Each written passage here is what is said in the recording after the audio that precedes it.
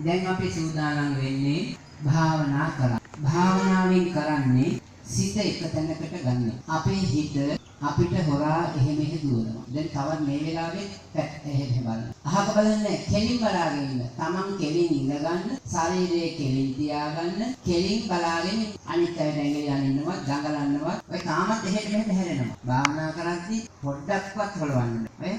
ආයෙ හොලවනවා. ඉතින් හිත කියන්නේ එහෙ මෙහෙ දුවන එක. හිත එකතෙන් කරගත්තම අපිට ලොකු ජයග්‍රහණ ලං කරගන්න පුළුවන්. විභාගවලදී පාසලේදී අධ්‍යාපන කටයුතු වලට දක්ෂයි කියන්නේ සිත එකතෙන් කරගත්තු කෙනා. ගෙදර අම්මා කිරිහොද්ද අවබෝධයෙන් අවධානයෙන් හැදුවේ නැත්නම් ඒ කිරිහොද්ද ආහාරයට ගන්නට බෑ. එතනත් අම්මා කරන්නේ භාවනාව. එක වැඩක් කරන ගමන් තව වැඩක් කරන්න ගියොත් හිත දෙපැත්තකට යනවා. දැන් මේ පුතාලා දුවල හැමෝම මා කියන දෙයට පමණයි අහුම්කම් දෙන්නේ. තවත් දඟලනවා. ඔය ඒ දඟලන්නේ. එක විදියෙන් ඉන්න. පනවමානෝ කියන අය නැගිටලා යනවා. අනිත් අය ඉඳන්. හිත එක තැනකට ගන්න. ඒකට අපිට තියෙන්න ඕන අරමුණ. සිත නීහරකෙක් වගේ. එහෙ දුවනවා මෙහෙ දුවනවා. හීලා නැති හරකෙක් වගේ. භාවනාවෙන් ඒ හීලා නැති හිත එක තැන කරන. දුරන් ගමන් ඒකතරම්. අසරීරං ගුහාසයන්. යේතිත්තං සංඤ මෙස්සන්ති මොක්ඛන්ති මාර බන්ධන. දුර ගමන් යනවා. පානිය හැසිරෙනවා. ශරීරයේ කියන ගුහාවේ ජීවත් වෙනවා.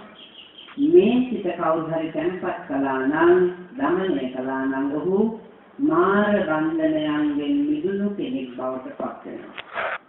දැන් මේ පුතාලට දුවලට භාවනා කිරීමේ වැදගත්කම තමයි අපේ අධ්‍යාපන කටයුතු සාර්ථක කරගන්න හිත එක්තැන් කර ගැනීම වැදගත්. සුවසේ නිදාගන්න, සුවසේ අවදි වෙන්න, මනුෂ්‍යයන්ට ප්‍රිය වෙන්න, දෙවියන්ගේ ආශිර්වාදය ලං කරගන්න, නපුරු හීන නොපෙනෙන්න, යහපත් ජීවත් වෙන්න, මතක ශක්තිය ඇති වෙන්න, ධාරණ ශක්තිය ඇති වෙන්න, ඔය විදිහට මේ භාවනාවේ ලොකු ප්‍රයෝජන තියෙනවා. බලන්න අද පුළුවන් කියලා දැන්ටත් හිත දෙකල දුවනවා. Taman කැමති කෙනාගේ ළඟට හිත දුවනවා. බලන්න දැන් අපිට එකතෙන් කරගන්න පුළුවන්ද කියලා. ඒ එකතැනට නම් යොදාගත්ත අද බුදුහාමුදුරුවෝ. වෙසක් පොහොය තරම් බුදුහාමුදුරුවෝ ගැන කතා කරන්න වෙනත් දවසක් අපට නැහැ. අපි අද බුදුහාමුදුරුවෝ ගැන හිතමින් බුද්ධානුස්සති භාවනාව වඩමු. බුදුහාමුදුරුවෝ සිහිපත් කරමින් භාවනා කරන කවුද එකට ගන්නේ?